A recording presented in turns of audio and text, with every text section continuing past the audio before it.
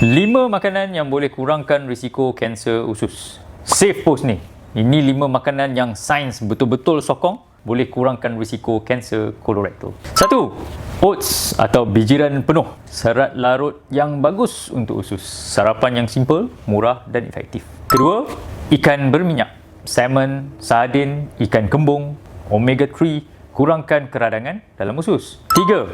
Sayur cruciferous. Broccoli, cabbage atau kobis ada kompaun-kompaun yang boleh melindungi sel usus. 4. Buah-buahan berry, blueberry ke strawberry ke, kaya dengan antioxidants, boleh guna beku pun, tak perlu segar. 5. Bawang putih dan bawang, bukan sekadar penyedap masakan kita, tapi ada bukti kuat untuk mengurangkan risiko kanser gastrointestinal. Yang penting, tiada makanan khalis kanser. Ini bahan untuk kurangkan risiko, bukan jaminan.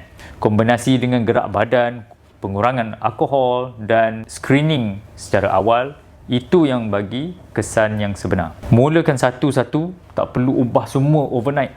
Tambahkan oats untuk sarapan, ganti daging berproses dengan ikan sekali seminggu. Perubahan-perubahan yang kecil ni, if you keep it consistent, tahun demi tahun, itu yang berkesan.